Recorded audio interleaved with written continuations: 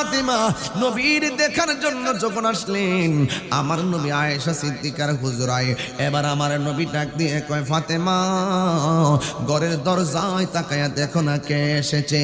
মা ফাতেমা একটা দৌড় মাইরা কয়, আব্বা ও আব্বা ও ইয়া রাসূলুল্লাহ। এমন মানুষ আর জীবনেও দেখি নাই, যার পা হলো জমিনে আর মাথা হলো আসমানে গো। এবার আমার নবী ডাক দিয়ে বলে, আয়েশা মেহমান এসেছে, মেহমানকে ঘরের মধ্যে বসার জায়গা দিয়ে দাও।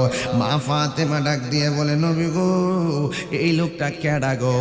আমার নবী বলে, ইনি হল মালাকুল মউত আজরাইল।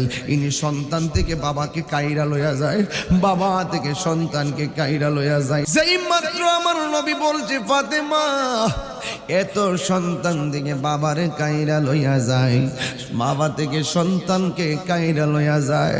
মা ফাতেমা কয়, নবী গো হইলে আপনি নাই, নাইলে আমি নাই, নাইলে হাসান নাই। আমার নবী ডাক দিয়ে কয়, ফাতেমা আজরাইলকে কথা বলার সুযোগ দাও। এবার আজরাইল আলাইহিস সালাম আমার নবীর কাছে আইসা কয়, ও নবী গো, নবী গো আল্লাহ আপনারে সালাম দিছে। আর বড় করে বলেন না সুবহানাল্লাহ। সালাম দিছে কে? ও বন্ধু, আল্লাহ আপনারে সালাম দিছে। আমার নবী সালামের উত্তরটা নিলেন। আজরাইলের ডাক দিয়ে কয়, নবী গো আল্লাহ আমারে পাঠাইছে, আপনি যদি চান দুনিয়াতে সারা জীবন থাকবেন, আর যদি চান আপনাকে আল্লাহর দরবারে নিয়ে যাওয়ার জন্য পাঠাইছে। আমার নবী বলে, আজরাইল আমি চলে যাব, কোনো আপত্তি নাই, আল্লাহর হুকুমের বাইরে কোনো আওয়াজ নাই, আমি চলে যাব আল্লাহর ডাকে। কিন্তু আমার একটা কথা আছে। কয় কি? কেন তাহিরি নবী নবী করে, কেন মোস্তফা নবী নবী করে, কেন দৌলত নবী নবী করে? ভাইয়ের নামটা কি? কেন আবু সাইদ খান সাহেব কেন নবী নবী করে? চেয়ারম্যান সাহেব কেন নবী নবী করে?